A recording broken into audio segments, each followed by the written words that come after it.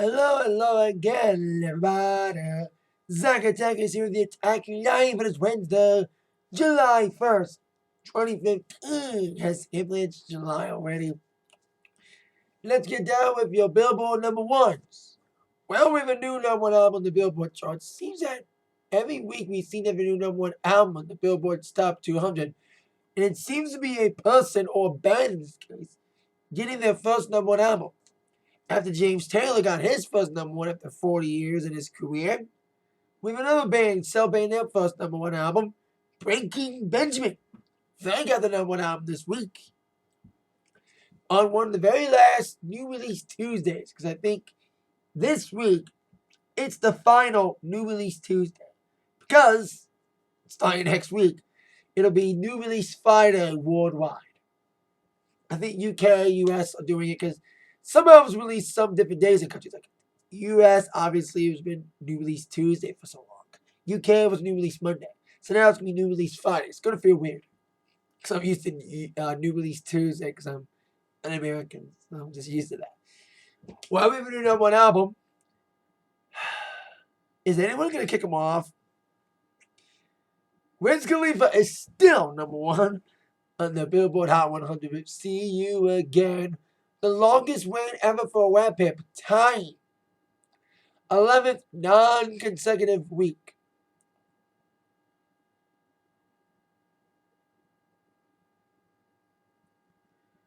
And right now, he is tied with I'll Be Missing You, another song about death, for the longest number one by a hip-hop artist.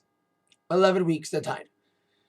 If he does it next week, he'll be tied with Eminem and Boom Boom Pow for the longest number one ever for rap artists. 12 weeks each. So there you go. So congrats to your number ones. Let's get on down with news on the Rolling Stones. Well, as we all know, they are currently on the Zip Code Tour. The final cities are coming up. Tonight, they're in Raleigh. Saturday, they're in Indy. And a week from tonight, I'm going to see him in Detroit. Going to see him at Comerica Park with the opening band, Walk the Moon. Interesting pairing. But the Stones are preparing another tour of a different kind for next year. An exhibition tour. They kind of hinted it. But now it's official. Stones have released the first city of their exhibition tour, displaying some of their tour costumes, tour staging, drums, guitars, all that stuff, called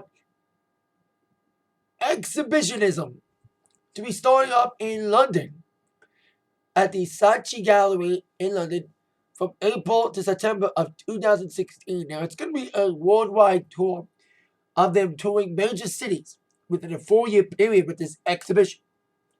New York, LA, some of the cities, Tokyo, I would guess Cleveland, Rock Hall of Fame. I bet you they're going to get that touring exhibit. They have to. They're in the Hall of Fame, so it makes a whole lot of sense to the Stones to bring their touring exhibition to Cleveland. According to a statement, this exhibitionism has taken 3 years of meticulous planning, offering a comprehensive insight to the band.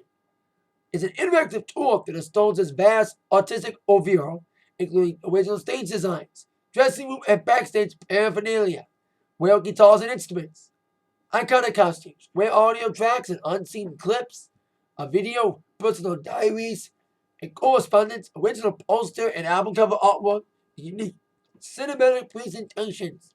Collaborators and work by a vast variety of artists will be represented, from Andy Warhol, Shepard Fairey, Alexander McQueen, to Tom Stoppard and Martin Scorsese. The exhibition will use 9 different rooms, spanning 1,750 square meters, each with its own distinct design environment that will show how the band has changed the way we experience rock and roll. The exhibition will take the public through the band's archives and all that stuff. So the first city is London on this exhibition tour, said to hit a bunch of cities in a 4-year period. So there you go. The Rolling Stones preparing for an exhibition tour. Exhibitionism. Exhibitionism. Can you pronounce that right? So it's tough what to say, kind of. Starting off in London in April of 2016, zigzag across the world in 11 different cities and countries in the next 4 years. Now I got an update from a news article I mentioned on Monday's Atakline involving a sort of unofficial feud between Iggy Azaela and Britney Spears. Now I mentioned on Monday's Atakline, like I said, that Iggy Azaela kind of shouted out at Britney for Pretty Girls being a failure. She gonna blame Britney for Pretty Girls being a failure for being unable to promote it.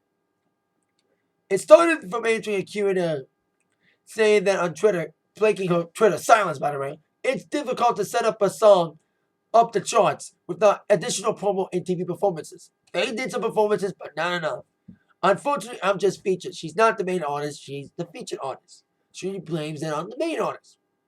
I would have enjoyed performing it a lot. I think I got off to a powerful start, but you just need content to compete in 2015. Well, Britney herself responded to that by making a coy reference to Azaela doing a tweeting out, "Can't wait to get back to Vegas. So thankful I have shows for the rest of the year to look forward to." A possible burn at Iggy Azalea's canceled Great Escape Tour. And with the hashtag, "You want a piece of me." A little reference to her Vegas show of the same name. But Iggy has diffused any rumors of a feud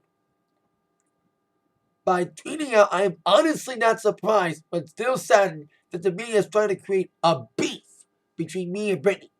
We remain friends, and I haven't said anything negative at all about her. Does wishing we had promoted a single more make me the bad guy? I feel like the media wants women in music to get out and mud wrestle each other. As a woman, I take great offense. Women in the media should be able to have a grown-up and subjective opinion without it being more than just that. It's disappointing. No one's throwing shit or shots on either side of the table. This girl is my friend and a supporter 100%. I feel like the press just want to see girls overly sexual to be overly sexual to each other and have no opinion other than I love it. I'm over it. Women in music are not the same as a teen drama. Stop making this all out to be that. We are all business women and artists, not mean girls. And to all freelance bloggers, you're welcome. I'm back on Twitter connecting with my fans. So you have tons of twists to get paid off again." So that's Iggy's response to this so-called beef. Now, I would agree, yes, Iggy wishing to promote the song more and just shouting out that she would have loved to have done the song more on TV doesn't make it a bad guy here. Maybe the way she said it may have ticked some people off, but hey, this is why Iggy Azalea's career is going down the drain. She can't keep her mouth shut. This is why she hasn't had any good hits in a while. Her Twitter feuds have gotten more buzz than her music. From a feud with Azalea Banks and among others that she's had Twitter somewhat beefs with. This is one reason why Iggy should have stayed off Twitter. She came back, but now she's back, and now she's going to pay for it with the so-called beef with Britney being overblown to her opinion. So there you go. Iggy squashes any rumors of a beef between her and Britney following some back and forth chitter-chatter on Twitter that seemed to add fire to that so-called beef. Now we go from that to news on Ben Affleck and Jennifer Garner. Now on Monday, they celebrated their 10-year wedding anniversary. And they had a little party, they had a little anniversary party at the house probably, and they put on some sexy music. But the music they were playing was not so sexy probably. As Jennifer or Ben, I don't know who initiated it, put on a CD.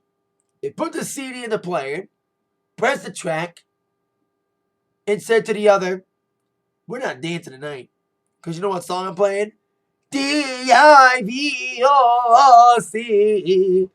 Yep, they divorced yesterday following 10 years of marriage.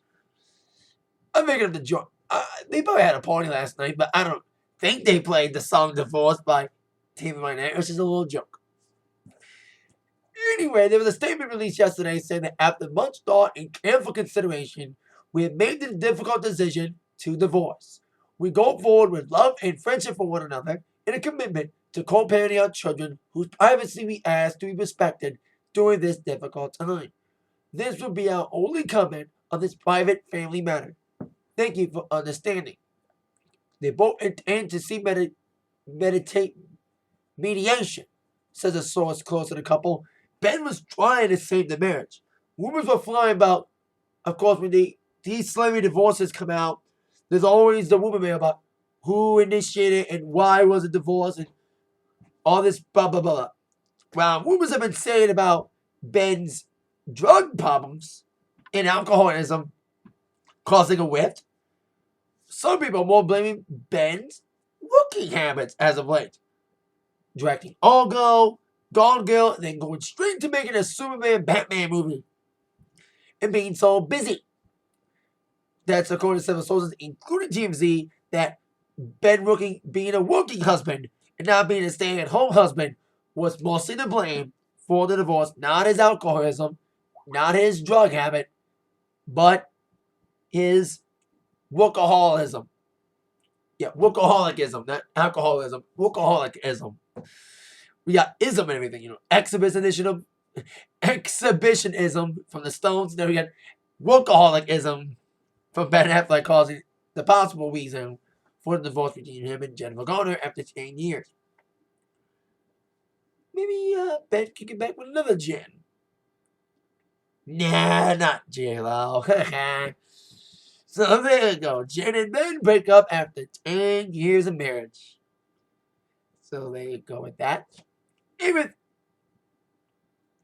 all of that. That is it for the Atakline for today. Thank you so much for watching.